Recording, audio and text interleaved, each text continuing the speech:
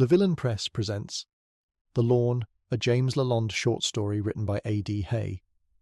Read to you by Christopher, an AI synthetic male voice. Chapter 1. Steam poured out of the hood of a silver Ford Focus as it came to a grinding halt in the middle of a one-way lane near the Carmichael estate, northwest of Northampton. William Thatcher punched his steering wheel. "Come on, you lazy piece of crap." He threw his body back against his seat and admitted defeat. Then he ran his fingers through his greying and thinning light brown hair and sighed. As he fumbled around for his phone, his smartwatch struck against the armrest. "It's 7:01. Good morning," a high-pitched voice called from the mini-speaker. He gave his navy bomber jacket a final pat down before reaching over to the door handle. "Shit, I'm going to be late." Will pushed the car door open and slammed it behind him as he made his way towards the front of his car. Then he lifted the hot metal and jumped back as the steam gushed out from the engine. He sighed. A few months earlier, to calm his angry wife, he'd agreed to leave his laptop and tablet in the office. And that morning, he'd left the house without charging his mobile phone, like an idiot. He felt as if the universe were punishing him. Not that he believed in the existence of a deity or any of that New Age nonsense. But there was one thing he was sure of. He would miss the morning meeting with the chief editor of the Northampton Tribune, and an opportunity to trade his assigned story about the Carmichael estate opening to the public with a new art exhibit. He pulled his smartphone from his front jeans pocket, his eyes fixed on the sign that flashed up on the screen. Less than 10% battery.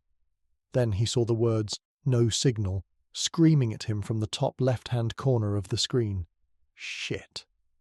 He glanced around the deserted road. No one was in sight, and the only building was the manor house the Carmichael family had owned for the last 100 years. Currently in residence was Lord Carmichael's eldest son, Alistair. He was a pompous ass, and Will's only way of contacting his boss, James Lalonde, and a towing vehicle. Will took a deep breath, then turned around and made the trek towards the eastern gates of the property. A tear broke the silence of the tree-lined property as Will Thatcher flung his left leg over the top of the pedestrian gate. Shit. He gazed down at his Ralph Lauren jeans and sighed. At 47, he was far too old to be doing anything that resembled parkour. As he peered down towards the other side of the fence, he lost his balance and plummeted to the ground, landing shoulder first. A loud crunch was followed by sharp, never-ending waves of pain pouring over his upper body. Will sat up and clutched his shoulder. A tear rolled down his cheek as he slowly rose from his sitting position and floundered along the edge of the gravel driveway towards the house. With each step, a new wave of pain flowed over his body, and another tear trickled down his cheek. As Will walked past the small caretaker's cottage and up to a small set of stairs towards the side lawn, a white panel van pulled up outside of the front door of the manor house. Will sat down on the stairs, clutching his shoulder, out of breath. The pain was becoming unbearable. As he leaned back against the stone wall that separated the caretaker's cottage from the side lawn, he squinted at two tall men, carrying what he assumed to be a large painting, with a white linen cloth draped over both sides. The gloved men slid the artwork into the van, then turned around and disappeared into the house. Surely the artwork should arrive for the exhibit, not leave. Will winced as he pulled his phone from his jeans pocket, then clicked the home button. Less than 9% battery. Despite the overwhelming feeling of pain rushing through his body, curiosity got the better of Will, and he dragged his weary frame off the stairs towards the white van. Will glanced around. Not a single person was in sight. He crept towards the front of the truck and found the driver's seat empty. Another wave of pain rushed over his body as he leaned against the van. Everything within him wanted to drag himself towards the house and call for help, but another part of him, that more curious part, needed to look under that white linen cloth. He loved art, and as an aspiring artist in his younger days, when he'd lived in a small studio flat in Covent Garden, before he turned to journalism, he used to spend his free time walking through the many art galleries in London. What's the worst that could happen? Will shuffled along to the open back door of the panel van and lifted the white sheet to reveal the side of the painting. He gasped as he threw back the entire blanket to unveil the masterpiece. "Oh my God," Will muttered as he slipped his phone out of his pocket and slid his index finger along the screen to access the camera app.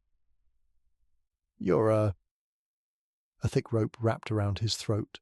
As he started to choke, he cast his eyes towards the darkened screen of his phone, and in the reflection, Will stared into the eyes of his attacker. Chapter 2.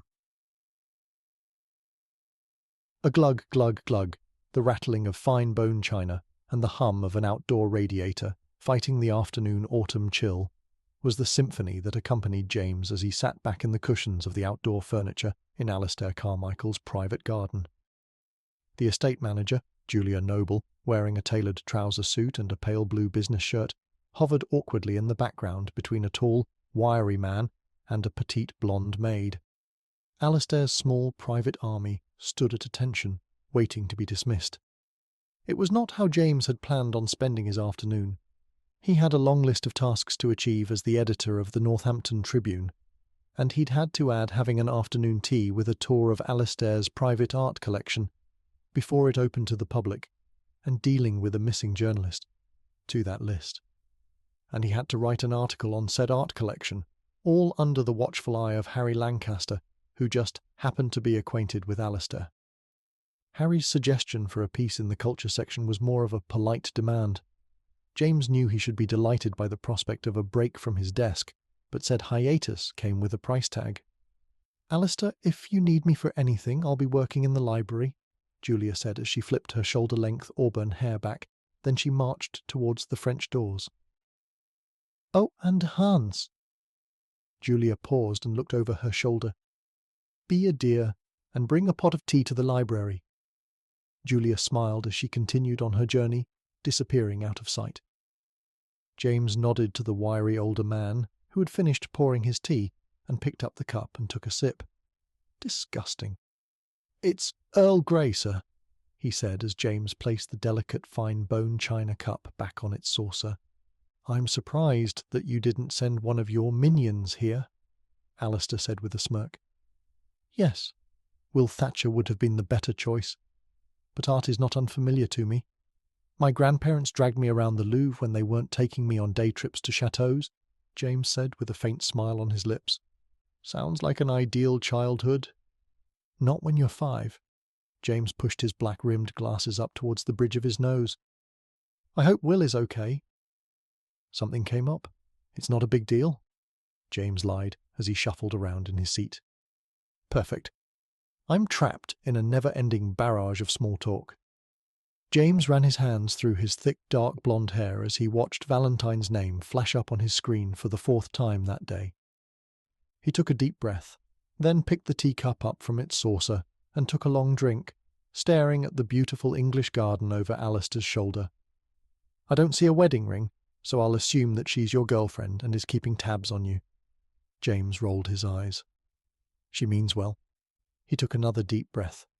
"I got a divorce recently, and I have to admit that I don't miss the nagging or the phone calls. But then again, sometimes I do," Alistair said as he clutched his teacup. "Women are almost like a drug. You know it's not good for you, but you take it anyway."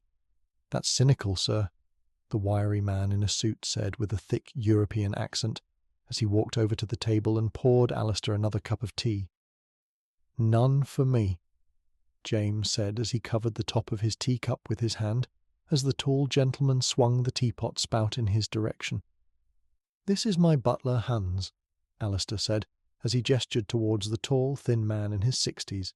"He speaks 5 languages, Dutch, English, German, Spanish, and he can even speak with you in French if you like." "Are you from the Netherlands?" James asked with an awkward smile. "Yes," Hans raised his eyebrows at James.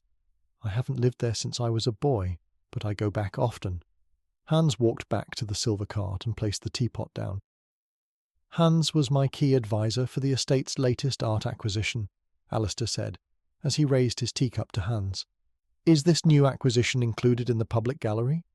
James placed his teacup on its saucer, then swiped his index finger across the screen of his smartphone and opened the recording app. "Do you mind?" James glanced up at Alistair and pointed towards the red button. "Go ahead." Alistair waved at James's smartphone. James started the recording. "Yes, it's often referred to in French as l'homme est en mer. Are you trying to tell me you have a Van Gogh resting on your walls with next to no security?" James asked as he leaned over the garden table towards Alistair. "I have security," Alistair said with a laugh as he leaned back in his chair. "He's insane." "No offence, Hans," James said as he pointed towards the butler. "But a man in his 60s is not a security team. Look, I'm not just a posh brat who sits around drinking expensive teas, wearing cashmere and drinking gin by night. I've hired 100 extra staff members, some of which are security. This is my home, not a museum, and I want them to blend in." Something heavy formed in the pit of James's stomach as he listened to Alistair discuss his security details. "So you're the private buyer from the auction back in February," James said. "I remember it was all Will would talk about. He went on and on about the before premium sale price." "Yes, the premium was steep, but that's what you get with an art auction in London. I was prepared to go higher than 24 million, Alistair said, then took another sip of his tea. "I need a cigarette break. This is getting ridiculous." Chapter 3. It was a typical grey autumn day as James stepped out of the front door of the stately home and lit a cigarette. He peered up at the grey clouds and sighed. Typical English weather. Paris wasn't any better. The weather patterns were almost identical. A subtle tingling feeling swept over him and settled in the pit of his stomach. James glanced over his shoulder. Far off in the back of the grand foyer, Hans snarled at him. The smoke had drifted into the house. It was a reaction he had gotten used to since he'd arrived in Oxford to study for his undergraduate degree. Over the last few years, James had attempted to give up, but the pressures of his job drove him back. But he'd promised Valentine that he would give it up, so he had to keep trying. Just not today. James shook his head and walked towards the side lawn and continued his stress-relieving ritual, overlooking the thick green hedges and lush green garden. How does Alistair keep the grounds looking so green at this time of year? As he continued to smoke, he reached into the pocket of his grey suit and pulled out his smartphone. It was 2:29 p.m. He wanted to get out of that place and return to his desk. If the afternoon continued the way it was, he would be at his desk past midnight. And he knew how Valentine felt about that bad habit. Merde. He struck the blackened screen of his phone and waited for the clock app to open and set a timer for 3:15. Hopefully the tour should be over and he would have seen the Van Gogh. After he slipped the phone back into the inside pocket of his grey suit jacket, his eye caught a glimmer of silver from inside the bushes. James crept closer and leaned over. To his surprise, the piece of silver was not the only secret the hedges were hiding.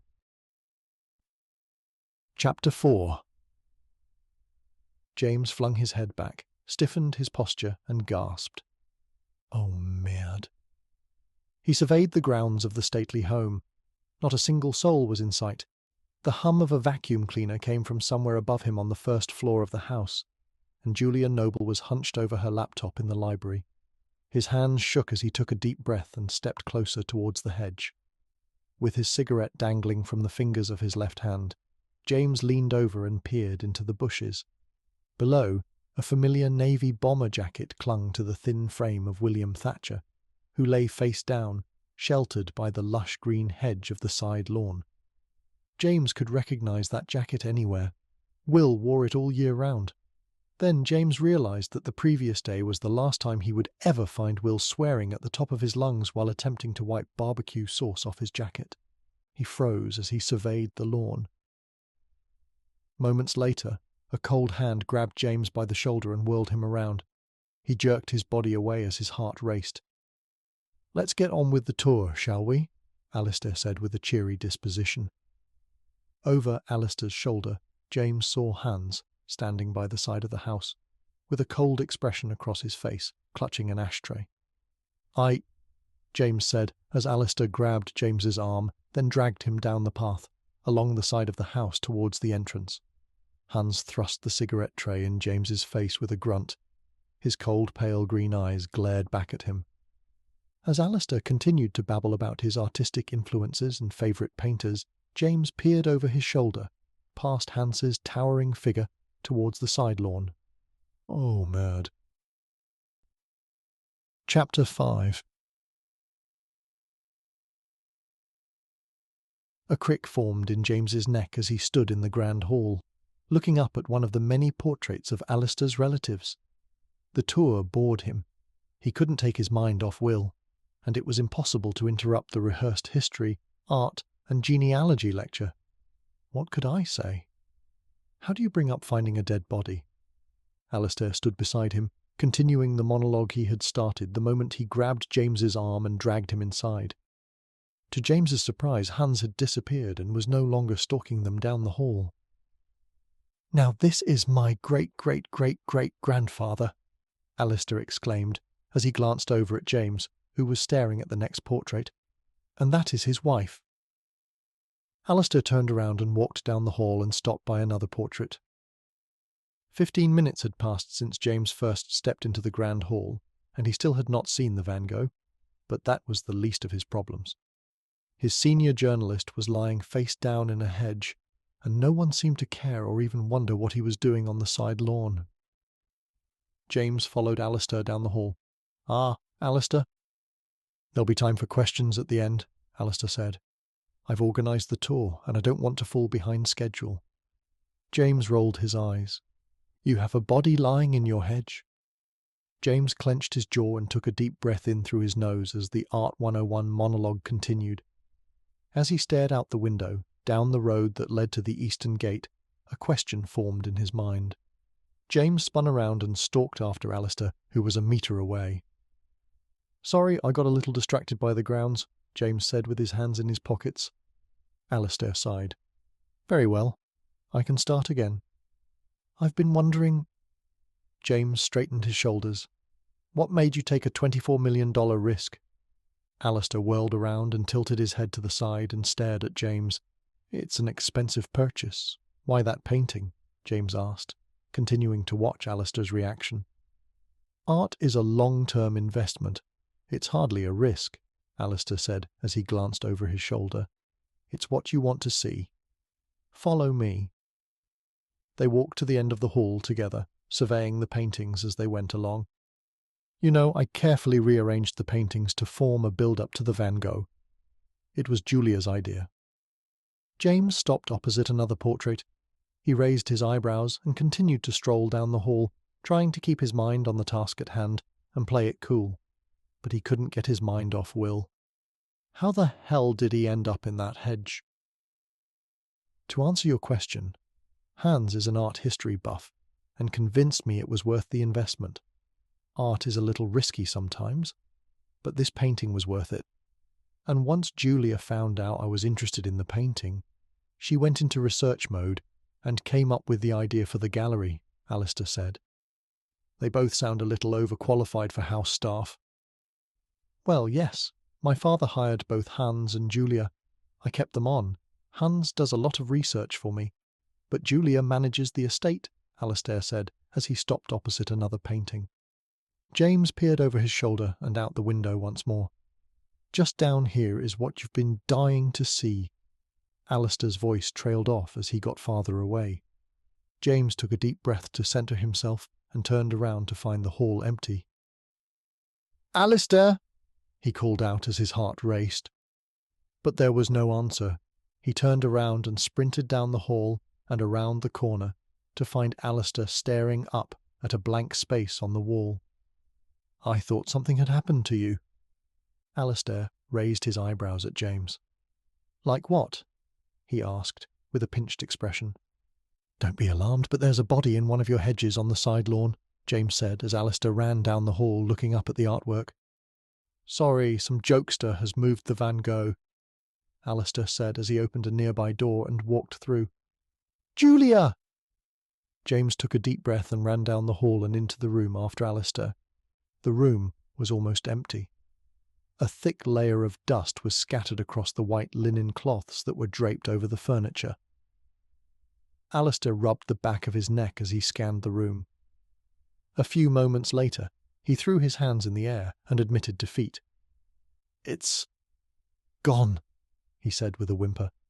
"I know you're under a lot of stress, but Will Thatcher was murdered and tossed into one of your hedges," James said as he pointed towards the open doorway. But all Alistair did was stare and murmur. It was all about the painting for him. After all, he was technically missing $24 million. "We kept the artwork in here," Alistair said, wide-eyed. "My painting has disappeared," he cried. Chapter 6. James stood looking in horror at the scene that lay before him. It had taken him almost 15 minutes to reason with Alistair. He had dragged the now paranoid aristocrat outside the manor house and around to the side garden. Mad. Alistair crept up behind him and leaned over the hedge. James pointed at the dark liquid splattered over the small green leaves. "I swear, Will was lying right here," he said, as he ran his fingers through his thick dark blonde hair and glanced around the side lawn. "I believe you," Alistair said in a hushed tone as he continued to stare at the dishevelled green shrubbery. "I should have done something earlier," James muttered as he surveyed the ever-expanding grounds of the Carmichael estate. The body could be anywhere by now. As a bead of sweat dripped down his face, James spotted a trail of tousled gravel leading towards the back of the house. He crept down the side of the house, looking down at the small beige pebbles. The rocks had appeared to be making way for something substantial. Then he saw it. Evidence. "Whatever you do, don't move," he called over his shoulder to Alistair. A trail of blood and body fluids created a path that led around to the back of the house. The sound of stones crunching underfoot filled the quiet side lawn, breaking James's concentration. "Be careful not to disturb the evidence," James said over his shoulder. I'll call the police," Alistair said as he pointed at the house. Then he turned and sprinted away. Someone had dragged Will's body away. But the real question lingered in the back of James's mind, unanswered. Chapter 7. Crunch. The beige gravel stones gave way under James's brown leather boots as he walked towards the hedge. The cold wind continued to blow across the beautiful English garden. He clenched the sides of his grey suit jacket with both hands and drew them closer to his body and hunched over. A series of worst-case scenarios flashed through James's mind as he recalled his findings from earlier that day. He scuffed the stones with his boots as he took a deep breath. "Pull yourself together." Then something dawned on him. He whirled around and peered through the ground-floor window into the library. The maid was dusting the bookshelves, as if she were blissfully unaware of the events that had unfolded. Through the open double doors of the library, James could see the round table in the grand foyer. But he saw no sign of Alistair or anyone else. Whoever had killed Will was still on the estate. No evidence suggested that the killer had left with the body. Why would someone drag Will's body behind the house and not towards the garage to make a quick getaway? Another thought swirled around in his mind. Moments before, he'd sent a super nerd into the house to call the police under the watchful eye of a murderer. Idiot. He released his grip on his jacket and checked his watch. 15 minutes had passed. "Stick to the facts," James said as he went over the events in his mind one more time. As he turned to survey the side garden for further clues, out of the corner of his eye, he saw a flicker of silver coming from within the ruffled green hedge. James pushed his glasses back up the bridge of his nose as he bent down to get a closer look at what was hiding in the leaves. Interesting. On the small green leaves lay a silver cufflink engraved with a lion standing on his hind legs. James reached into his pocket and pulled out a tissue. His jacket brushed against the tiny leaves as he leaned forward and picked up the cufflink, gripping it with the tissue. Who wears cufflinks at this time of day? A sharp pain shot through James's lower back, forcing him to crouch as he continued to turn the cufflink around in the tissue. It seemed familiar, as if he had seen it before but in a different context. Maybe it's from a coat of arms. James gasped as an image came to mind. Mad. Far off in the distance, James heard the familiar crunch of gravel. Thank God, Alistair has returned. You won't believe what I found while you were in the house, James said as he stood and stared at the cufflink. Chapter 8. Whoosh. A blur of aged wood glided towards James's head as he turned around, expecting to see Alistair standing behind him. An intense wave of pain shot through his head as the baseball bat collided with his forehead. As he plummeted towards the ground, the crunching of beige gravelled stones disturbed the eerie stillness of the estate. On his way to meeting the rocks, his eye caught the sight of a cufflink engraved with a lion clipped into the crisp white sleeve of his attacker's left arm.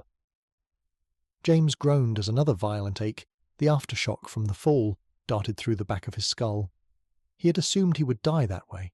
It was the inevitable result of sticking his nose where it didn't belong. But he didn't think it would be so soon. The pain intensified, and his vision started to blur. Not that it was exceptional anyway, since he'd refused to make time to replace his spectacles. A new prescription was a sign of old age, and James wanted to avoid it for as long as possible. He had become the chief editor stereotype: glasses, squinting, hunched over, and chained to his desk. But not today. A towering figure hovered over him. The clouds started to break, and the sun appeared, casting a shadow over his attacker. "You're going to get caught," James said. "Is that so?" the man replied with a familiar calm voice. "If I can figure it out, then someone else can," James said as he attempted to stand up on the driveway. But he couldn't. It was as if he were pinned to the ground by some invisible force. Mad. I must have broken something. "Oh, you mean Lord Carmichael's idiot son." "Mad," James said, as the world around him spun faster than before. "You'll struggle to sell it. Of course you think this is all about money. I guess it would be easier for you to think I'm some greedy bastard." The sole of a polished Oxford dress shoe dug into his side. "I've been working for those rich penny-pitching snobs for years. The second I was about to receive some good fortune, you and the other fellow got in my way." "So it is about the money." James winced in pain. "I'm taking the painting back to where it belongs," the man said as James felt the shoe dig a little deeper into his side. "It belongs to the people of the Netherlands, not lining the walls of this god-forsaken place. I'm tired of seeing national treasures hanging in museums and private galleries. Artifacts like the Van Gogh belong to the country of origin. Still, museums and private collectors refuse to give them up and return them to their rightful places." The world around James darkened, and his eyelids closed. He couldn't fight it any longer. A deep sense of fear built up within James as he drifted off into a heavy sleep. Chapter 9. A burning heat penetrated James's eyelids. He could only open them slightly, but he wasn't dead yet, and that was all that mattered. Tiny metal wheels rolled across the gravelled driveway. With every inch they gained, more pain flowed through his body. The afternoon sun was bright, and his eyes squeezed shut in protest. A wave of nausea swept through his upper body. "My head is killing me." "He's waking up," someone with an older voice called out. "Where am I?" The trolley came to a stop. James opened his eyes to identify the assailants and tried to sit up, but they must have strapped him down. Far off in the distance, a haze of yellow and green awaited him. James was elated to see the hideous primary colours of an ambulance. He took a deep breath as a cold hand touched his shoulder, and another one shined a small bright light into his eyes. "Don't make any sudden movements. We think you might have a concussion," the older man said. "What?" James pulled against his restraints, and the icy hand of the paramedic pushed him back down. "You know, you're lucky to be alive. And if it weren't for Mr. Carmichael over there, you'd probably be dead," the older man said. James turned away from the tiny torchlight to see Hans being cuffed by DCI Anwar Khan and pushed up against a police car. Thank you for listening to The Lawn, a James Lalonde short story written by A.D. Hay. Read to you by Christopher, an AI synthetic male voice. Copyright 2020, all rights reserved.